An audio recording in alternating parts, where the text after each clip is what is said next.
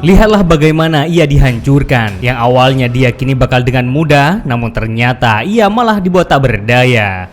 Dan kekalahan itu membuat dunia tinju terkejut. Jelas kejadian itu membuat penggemar sangat kecewa. Dan kali ini Mimper Olahraga mencoba merangkum kekecewaan terbesar dalam sejarah tinju.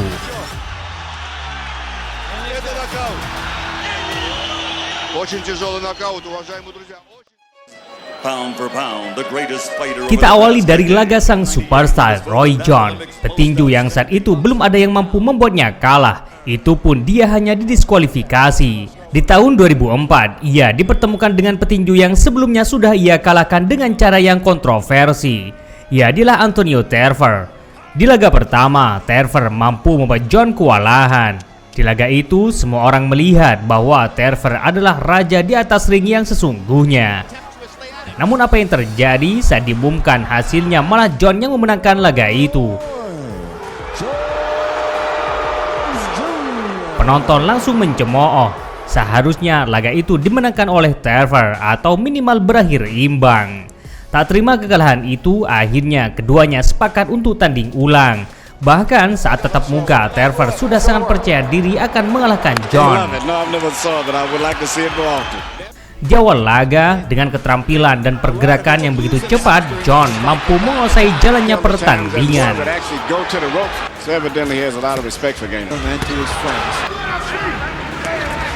Namun apa yang terjadi? Di ronde kedua malah kejadian tak terduga hadir.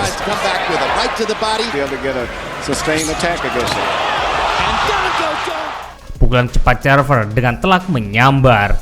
Jones tumbang. Dia berusaha bangkit, namun wasit tahu dia tak mampu melanjutkan pertarungan. Kekalahan itu adalah kekalahan kedua dalam karirnya.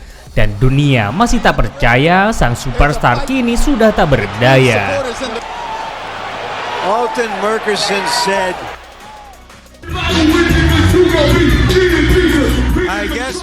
Masih di awal tahun 2000-an, kali ini terjadi di kelas welter antara sang raja dan petinju tak terkalahkan, Vernon Forrest, sang pemilik sabu WBC dan The Ring.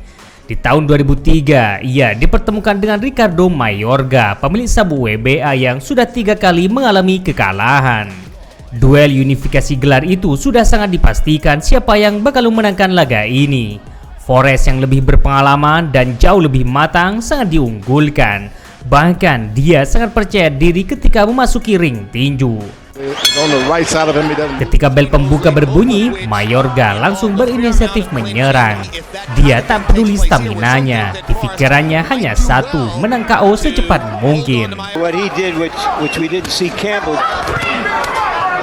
Dan ya, satu pukulan mendarat dengan kejam. Dan sang jawara langsung terkanvaskan. Ronde kedua, duel semakin panas. Kedua petinju saling jual beli serangan. Namun di ronde ini, Forrest mampu unggul dalam kartu poin.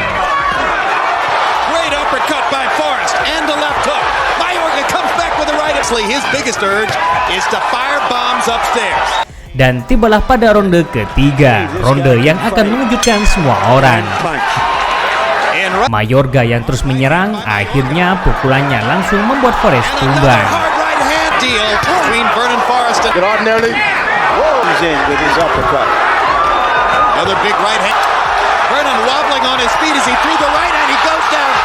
Dia mencoba bangkit, namun wasit melihat dia tak mampu melanjutkan laga. Kekalahan Forrest membuat semua orang terkejut. Mereka tak percaya raja terakhir kelas welter sudah berakhir.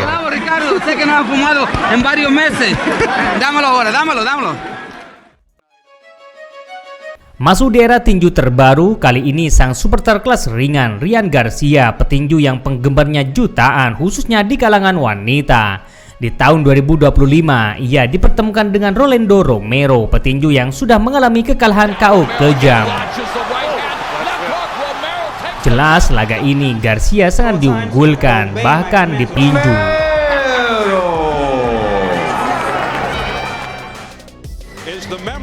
Dan yang lebih mengejutkan lagi Super Fighter, yakni laga di kelas terbang antara sang raja yang belum tersentuh kekalahan dan pemilik sabu IBF dan IBO, Viktor Jian dari Armenia.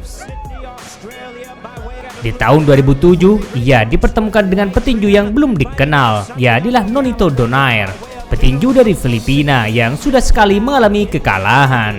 Bagi Vic, laga ini hanyalah batu loncatan dan untuk menambah rekor KO-nya, karena memang yang dilawan adalah petinju biasa saja, apalagi kelas dari Asia. Soal kematangan dan pengalaman, jelas Vic unggul segalanya. Bahkan bandar saat itu perbandingannya antara 10-2. Namun bagi Nonito, laga ini adalah laga pembalasan untuk sang kakak, karena sebelumnya sang kakak yakni Glenn Donaire dibuat cedera rahangnya oleh Vic ini. Di awal laga, Nonito yang tak diunggulkan, dia bermain lebih gugup karena di depannya adalah lawan yang sangat tangguh. Sedangkan sang jawara bermain lebih santai karena dia juga yakin bakal dengan mudah meruntuhkannya. Bahkan Vic mencoba mengejek petinju Filipina itu. Jelas itu adalah penghinaan.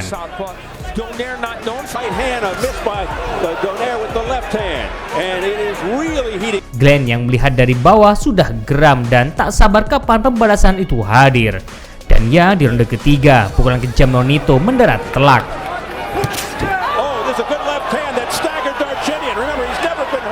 Hingga membuat Vic terkuyung. Kerasnya pukulan itu membuat luka di pelipis matanya. Dan sejak itulah Vic mulai sadar bahwa anak itu tidak sama dengan kakaknya. Hingga tibalah pada ronde kelima, di saat semua orang meragukan Nonito, malah pukulan kejamnya langsung melesak bak busur panah. Vic tumbang, dia mencoba berdiri, namun ia malah sempoyongan.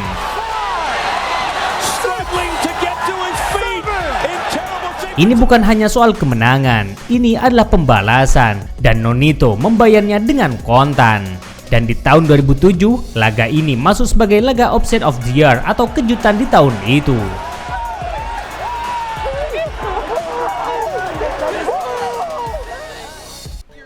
Dan yang lebih mengejutkan lagi, yakni laga antara Ismael Barroso, petinju tua yang sudah berusia 40 tahun, dia masih mencoba untuk menguntungkan nasibnya di dunia tinju. Walaupun usianya tak lagi muda, dan di tahun 2025 dia dipertemukan dengan O'Hara Davis, petinju yang umurnya 10 tahun lebih muda. Melihat umurnya saja, sudah dipastikan Davis dengan mudah melumat petinju veteran dari Venezuela itu. Namun apa yang terjadi? Sejak bel pembuka, sang veteran langsung mengejar kemenangan KO cepat. Dan ya, di ronde pertama, ia langsung membantai Davis.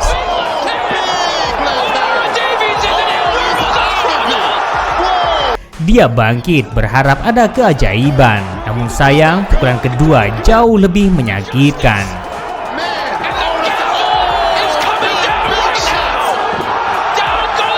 Kemenangan ini menjadi bukti bahwa usia bukanlah masalah utama. Jelas semua orang tak percaya sang veteran dengan mudahnya meraih kemenangan KO.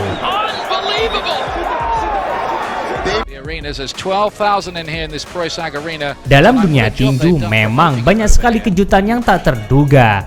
Salah satunya laga ini, yakni ketika sang jawara kelas berat dan sang pemilik sabu WBO Vladimir Klitschko dipertemukan dengan Corey Sanders, petinju yang tak dikenal oleh publik. Selama 2 tahun lebih, sabu WBO itu tak ada yang mampu merampas dari tangan Klitschko. Bahkan dari saking lemahnya sang lawan, Klitschko lebih banyak memikirkan liburan dibanding memikirkan taktik melawan Sanders. Lebih parahnya, penggemar menyebut jika Klitschko seorang pengecut karena dia memilih lawan yang mudah. Maybe fighting Tyson again. Off we go. Left hand there by Sanders. Namun apa yang terjadi? Klitschko yang menganggap remeh lawannya, malah di malam itu dia mendapat karmanya.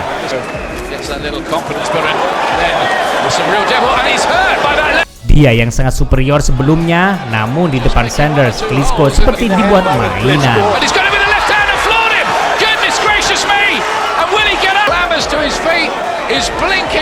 Eyes in orbit, and now it becomes a battle for survival. Corey Sanders has got him again. Dan momen yang mengejutkan itu hadir di ronde kedua. Vladimir Klitschko about to be demolished here. Second round. Sanders will fancy here that he can score a knockdown, and he's got him again. Pukulan kejam Sanders langsung mengkanvaskan petinju Ukraina itu. Melihat kejadian itu, semua orang tak percaya sang jawara muda kelas berat kini sudah runtuh. He's rocking and rolling all over the ring. He goes down again, and it is not. Dan di tahun 2023, laga ini masuk sebagai Offset of the Year. Vladimir come back. He was completely annihilated there. Well, they're going to say now, aren't they? Big question marks about his chin, which haven't really shown. Dan yang lebih parah lagi mungkin laga ini, yakni ketika Lennox Lewis melawan Hasim Rahman. Jangankan penggemar tinju, bahkan orang yang gak tahu tinju saja tahu bahwa Lennox bakal dengan mudah mengalahkan Hasim Rahman. Up to 3 inches. The only mistake in his career has been that long. See, there's the right hand that I was telling you about. Rockman just caught it. Namun apa yang terjadi? Duel yang berlangsung di tahun 2001 itu, Lennox yang katanya raja kelas berat malah harus runtuh dengan mengenaskan di ronde kelima.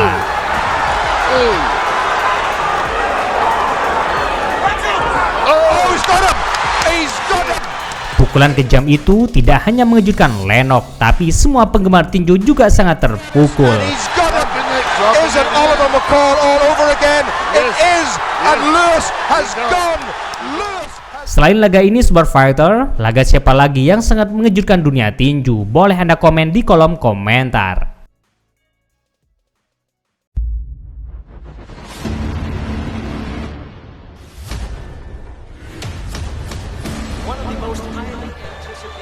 Uh,